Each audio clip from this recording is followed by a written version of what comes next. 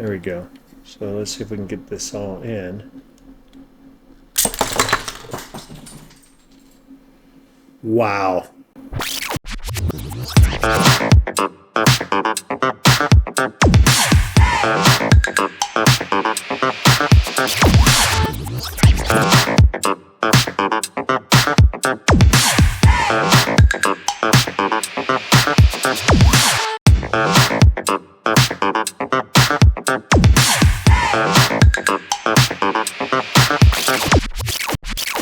All right, guys.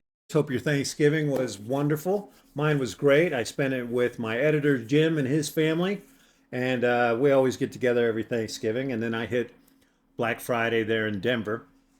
And of course, I hit Legos. And then I hit Micro Center and Hobby Lobby. And actually, speaking of Hobby Lobby, this is the set that I bought from them during their Christmas Black Friday.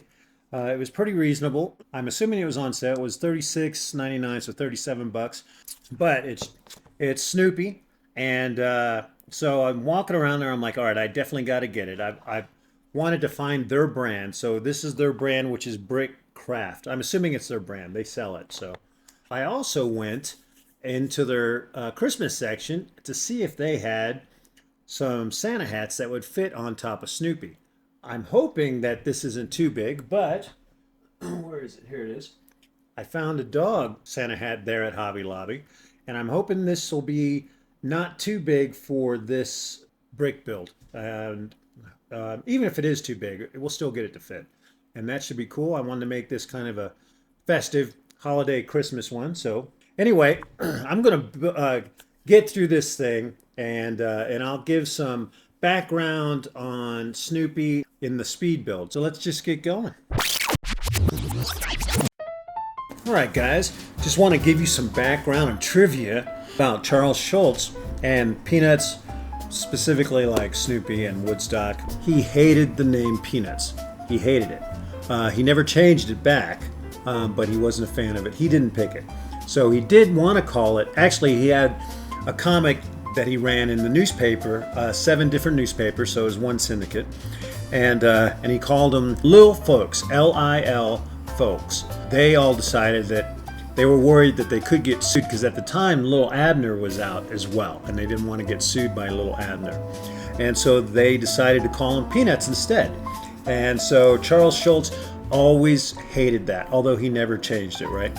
Because once it was done, it was done. And a lot of people don't know about that. Also, so with Snoopy, when he was a younger guy, he had a dog named Spike.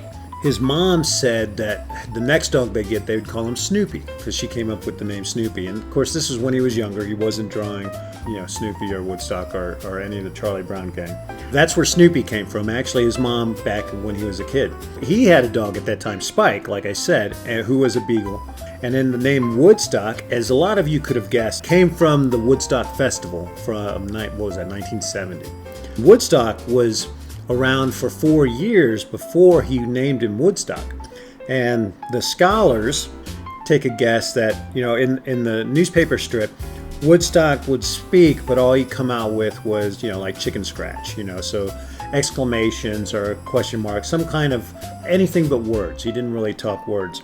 And so the scholars say that with the name Woodstock, that Charles was trying to make a point that the older clan couldn't understand the younger clan. Same with the teacher in the school. You always heard want, want, want, want. And that was because the younger people couldn't understand the older generation. So it was a generational thing. They just couldn't speak to each other. They just didn't understand each other's reference of language. Much like today or any time when you hear some words that you don't know what they mean because they're cultural. That's where the name Woodstock came from, and that is believed to be why you couldn't understand what they were saying, a different generation. But where the name Peanuts came from, obviously it was the syndicate of newspapers. During the time the Howdy Doody show was on, and in that they had an area that was called the Peanut Gallery, and that's where Peanuts came from. So Schulz was drawing and writing. He drew and wrote every single strip of the Peanuts, and he did that for 50 years. Matter of fact, he only missed one day, and that was when he went on his 75th birthday vacation. Anyway, he missed one day, and that's the only day he ever missed. He always drew, did the stories and dialogue and all that. 100%, it was all him. He was a staff sergeant in World War II, and that's where he got the idea of the Red Baron. And that, of course, the Red Baron was taken from World War I, was it? Maybe it was II, because that would have been the Nazi guys, right? So actually it was before the Nazis, I think. So maybe it was World War I. But anyway, he was a fan of flying, of course, and stuff. So that's where the Red Baron came with a flying ace's pet. So, of course, Snoopy would fly his doghouse, right? And so he was called the Flying Ace. World War I, aviation was inspired by the adventure serials and stuff. So the Flying Ace's doghouse was shot down by the unseen Red Baron in an ongoing fantasy saga, just all the readers loved, right?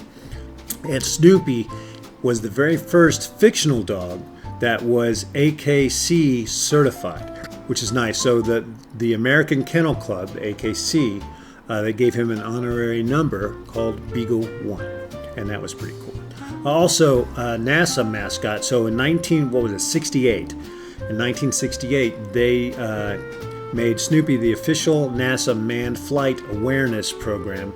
They named him the mascot for that program, and that followed the Apollo 1 fire, and it was done to create safety, get the kids not sticking their fingers in the plugs, and get safety involved in the household for the family. The Silver Snoopy Award, and that's what they called it, is still given out every year to NASA employees who go above and beyond their flight safety. So if they figure stuff out, or if they're real conscientious about it, which they should be. If everybody's doing it, the person that wins that award every year has to be doing it a little bit better, and that's everyone's focus anyway. So also Peppermint Patty, the red hair, was also based on kind of sorta who was the love of Charlie Brown, who loved Charlie Brown, right? But was based on a lady named Donna Mae Johnson. She was a red-haired woman that Schultz dated and proposed to while he was in his art instruction schools.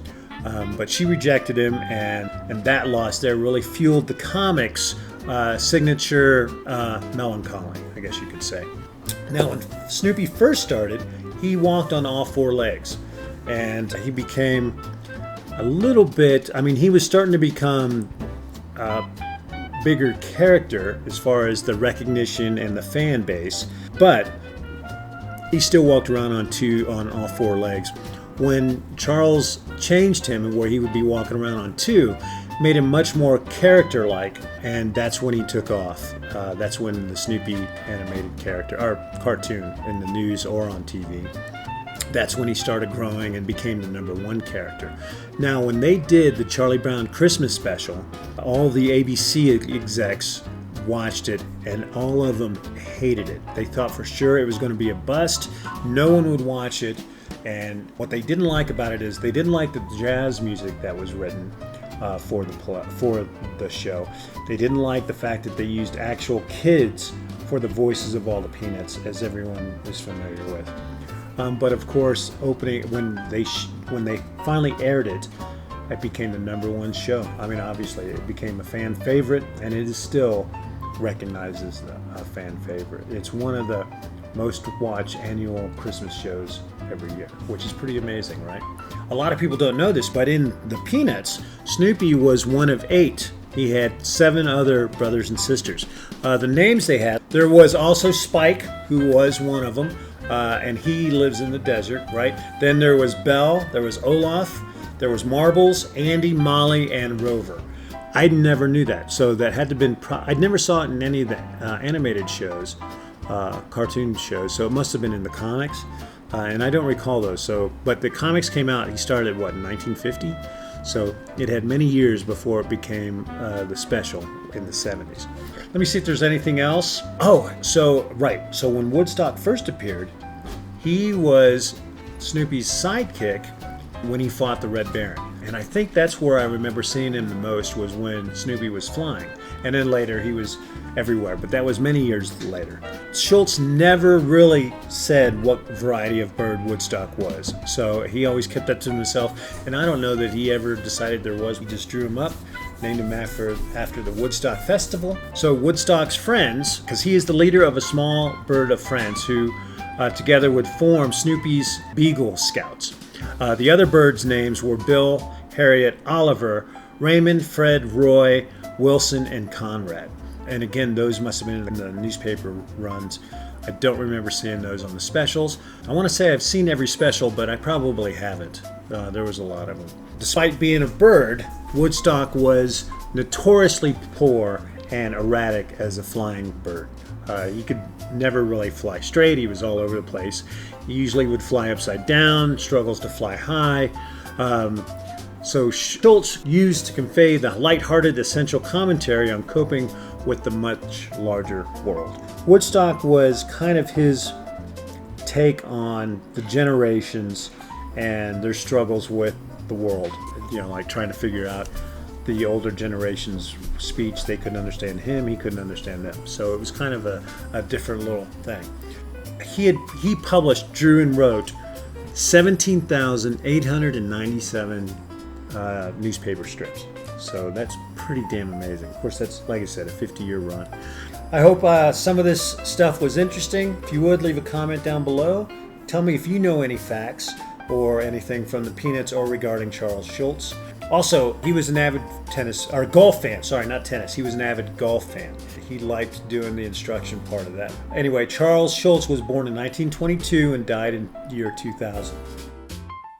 If you know some other things or want to share some other things regarding Charles Schultz or the Peanuts, Snoopy and Woodstock particularly would be great. Just leave it in the comments. I read them all. Appreciate you guys checking us out.